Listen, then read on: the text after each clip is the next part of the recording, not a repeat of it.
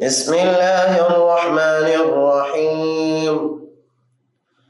ألم تر إلى الذين أوتوا نصيبا من الكتاب يؤمنون بالجبت والطاغوت ويقولون للذين كفروا هؤلاء أهدى من الذين آمنوا سبيلا أولئك الذين لعنهم الله ومن يلعن الله فلن تجد له نصيرا أم لهم نصيب من الملك فإذا لا يؤتون الناس نقيرا أم يحسدون الناس على ما آتاهم الله من فضله فقد آتينا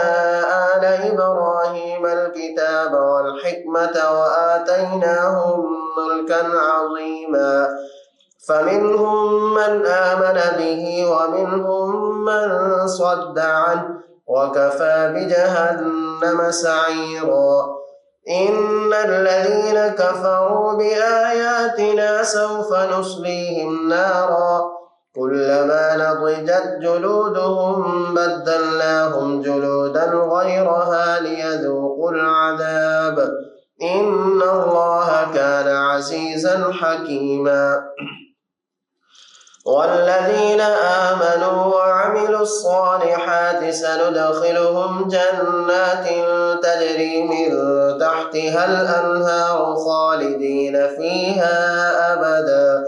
لهم فيها أزواج مطهرة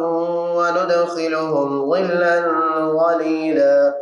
إن الله يأمركم أن تؤدوا الأمانات إلى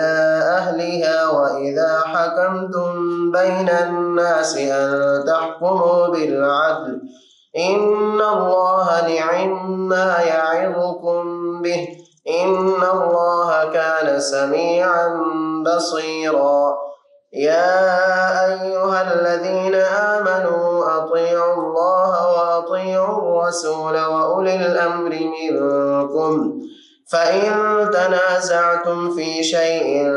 فردوه إلى الله والرسول إن كنتم تؤمنون بالله واليوم الآخر ذلك خير وأحسن تأويلا